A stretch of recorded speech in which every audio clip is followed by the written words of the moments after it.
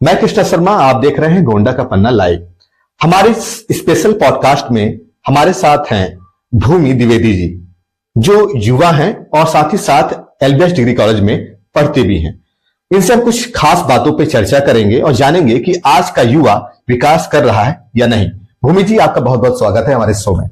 Thank you. तो भूमि जी, मेरा पहला सवाल ये है कि आज के युवाओं को राष्ट्र निर्माता क्यों कहा जाता है? देखिए, राष्ट्र का युवा राष्ट्र की नींव होता है, वो भारत का भविष्य होता है। तो आज के युवाओं को भारत का भविष्य या राष्ट्र का निर्माता नहीं, बल्कि हर एक समय पे युवा ही राष्ट्र का निर्माता होता है।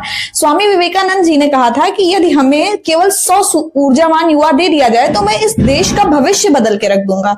तो इस हिसाब से युवा ही राष्ट्र का निर्माता होता है। अभी जल्दी ही विकसित भारत का जब लॉन्च किया गया था नियम 2047 के लिए, विकसित भारत का जो लॉन्च हुआ, उसमें नरेंद्र मोदी जी ने बोला कि युवा ही एक की होता है डेवलपमेंट का। यूथ इज अ की फॉर द नेशन डेवलपमेंट। तो इस तरह से हम कह सकते हैं कि नेशन बिल्डिंग, राष्ट्र निर्माता युवा ही होता है। और एक और बात कही जाती है कि जिस ओर जमानी चलती है उस ओर जमाना चलता है।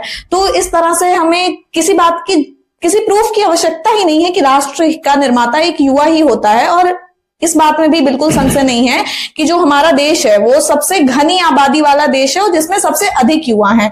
एक रिपोर्ट के अकॉर्डिंग पूरे विश्व में 5% जो युवा हैं वो भारत के ही डेवलपमेंटल क्षेत्र से आ रहे हैं। तो इस तरह से हमारे देश का युवा ही हमारे राष्ट्र का निर्माता है। एक हिसाब से बताइए कि युवाओं के लिए सबसे बड़ी ताकत क्या होती है? युवाओं के लिए सबसे बड़ी ताकत में अगर देखा जाए तो प्रेजेंट के टाइम में टेक्नोलॉजी है, इनोवेशंस है, स्किल्स है।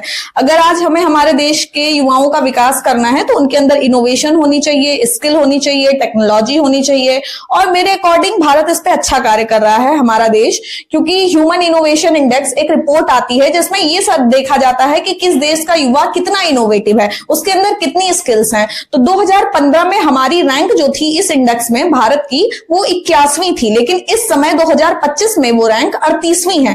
तो जाहिर सी बात है, सिर्फ 10 सालों में हमने काफी अच्छा विकास किया है और हमारे देश का युवा इनोवेटिव तो रहा ही है। चाहे उदाहरण हम लें आदित्य L1 का या चंद्रयान का, या फिर इस समय जो प्रेजेंट में मिशन जिसकी तैयारी हो रही है गगनयान, उसकी, तो हम कोई सा भी उदाहरण ले सकते हैं। और मेरे अकॉर्डिंग यही सबसे मेन चीज है जो देश के युवाओं को प्रतिभाशाली और शक्तिशाली बनाती है।